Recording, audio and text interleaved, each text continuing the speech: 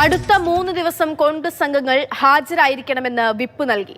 തൊഴിലുറപ്പ് പദ്ധതി ബില്ല് നാളെയോ മറ്റന്നാളോ സഭയിൽ ചർച്ചയ്ക്കെടുക്കുമെന്നത് കണക്കിലെടുത്താണ് വിപ്പ് നൽകിയിരിക്കുന്നത്. പി ബസന്ത് വിവരങ്ങളുമായി ചേരുകയാണ്. ബസന്ത്, ഈ 3 ദിവസങ്ങളിലായി തൊഴിലുറപ്പ് പദ്ധതിയുമായി ബന്ധപ്പെട്ടുള്ള ബില്ല് മാത്രമാണോ സഭയിലേക്ക് എത്തുക? മറ്റ് എന്തൊക്കെ നിർണായകമായിട്ടുള്ള ബില്ലുകൾ സഭയിൽ ചർച്ചയാകും? തൊഴിലുറപ്പ് പദ്ധതി പുതിയ ബില്ലാണ് വരും ദിവസങ്ങളിൽ മിക്കവാറും ചർച്ചയ്ക്കെടുക്കുക. ഇത് മുൻകൂട്ടി കണ്ടുകൊണ്ടാണ് ഇപ്പോൾ വിപ്പ് നൽകിയിരിക്കുന്നത്. 3 ദിവസത്തെ വിപ്പാണ് കോൺഗ്രസ് അംഗങ്ങൾക്ക് നൽകിയിരിക്കുന്നത്. സഭയിൽ നിർബന്ധമായും ഹാജരായിരിക്കണം എന്നുള്ളതാണ്. ഈ വോട്ടെടുപ്പ്, ഈ പുതിയ ബില്ലിന്മേൽ സ്വാഭാവികമായിട്ടും എല്ലാ കോൺഗ്രസും പ്രതിപക്ഷ പാർട്ടികളും വോട്ടെടുപ്പിനുള്ള ഒരു ആവശ്യം ഉന്നയിക്കും എന്നുള്ളൊരു സൂചന കൂടിയുണ്ട്.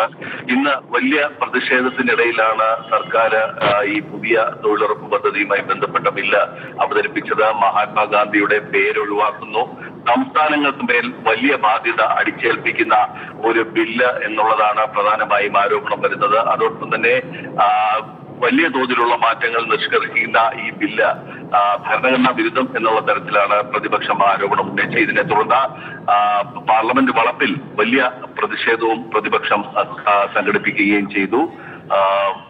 മഹാത്മാഗാന്ധി പ്രതിമയ്ക്ക് മുന്നിൽ പ്രതിഷേധ ധർണ നടത്തി. നാളെ രാജ്യവ്യാപകമായി ജില്ലാ തലങ്ങളിൽ കോൺഗ്രസിന്റെ പ്രതിഷേധ പരിപാടികൾ നടത്താനും ഇപ്പോൾ ആഹ്വാനമുണ്ട്.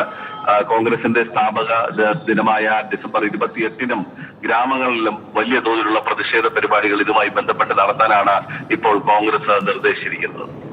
ശരി, പി ബസന്താണ് വിവരങ്ങൾ നൽകിയത്. തൊഴിലുറപ്പ് പദ്ധതി ബില്ല് ചർച്ചയ്ക്ക് വരുന്ന ദിവസങ്ങളായി അടുത്ത 3 ദിവസം കോൺഗ്രസ് അംഗങ്ങൾ പാർലമെന്റിൽ ഹാജരായിരിക്കണമെന്ന് വിപ്പ് നൽകിയിരിക്കുകയാണ്. നാളെയോ മറ്റന്നാളോ ആയിരിക്കാം ഈ ബില്ല് ചർച്ചയിലേക്ക് വരിക.